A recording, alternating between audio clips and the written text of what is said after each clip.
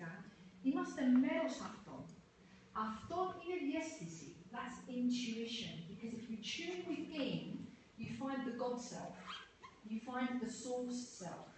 Doesn't matter if you're religious or you're not religious.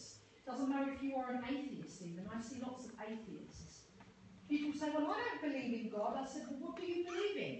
And they say, myself. And I said, well, that's what we're talking about. It's a part of you. Believe in you. That's it. So it doesn't matter. It is irrelevant of your religious or spiritual affiliations. Δεν έχει τίποτα να κάνει με το τι πιστεύετε πνευματικά ή το τι πιστεύετε θρησκευτικά. Δεν έχει τίποτα να κάνει με αυτό. Είναι επιστήμη που είναι immutable. It just is. Whether you believe it or you don't. So that's to tune in. Your instinct, however, το ένστικτο, that has to do with our mammalian brain and being human. Instinct, fight, flight, emotion, feeling, you know, that's to do with encephalopathy. Yeah, the physical self. Does that make sense? Σε καθαρίζει τη διαφορά της διαίσθησης και το ένστικτο. Είναι συνδεδεμένα, αλλά είναι κάπως διαφορετικά. Αρκετά διαφορετικά. Βασικά είναι αυτό το πρώτο. Ναι. Βασικά είναι το όλοι οι άνθρωποι έχουν ένα πνεύμα μέσα. Έτσι.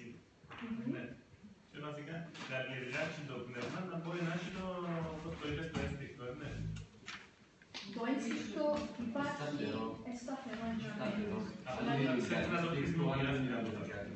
Ναι, ακριβώς. Το ένστικτο, εάν υπάρχει κάπου κίνδυνος, ή να τρέξεις ή να πολεμήσεις. Έτσι, είναι εμφυτό. Η διαίσθηση όμως, εκείνο που κινήθηκε, μου θέλει ξανά καλλιέργεια και αφύπνιση βασικά. Έτσι. Λοιπόν, Έλληνο, θα ήθελες να πεις μία λόγια για την εμπειρία σου, για τον εαυτό σου, για το τι να θέλεις. Θα πω το σου Έλληνο for a few moments. Ελάτε λίγο πιο κοντά, μαζευτείτε.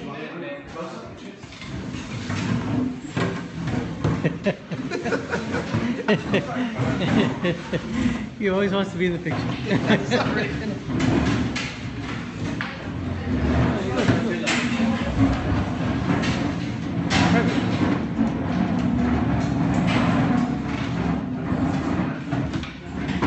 So now they're going to talk a little more in depth, and we're going to go into a session as well.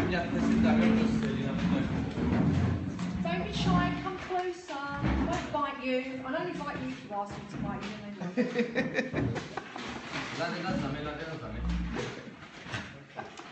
You bite that.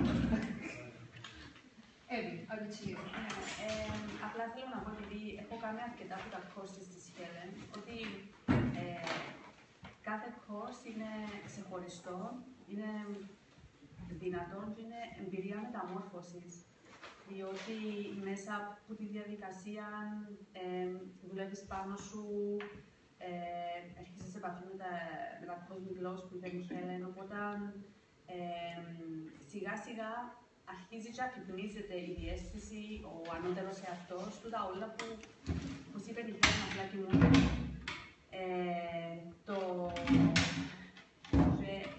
Το foundation ειδικά δίνει σου έτσι αρκετά εργαλεία για να δουλέψεις πάνω σου, να λύσεις το πρόβλημα, όχι επιφανειακά, αλλά από τη ρίζα, να έχεις την πραγματική αιτία του προβλήματος.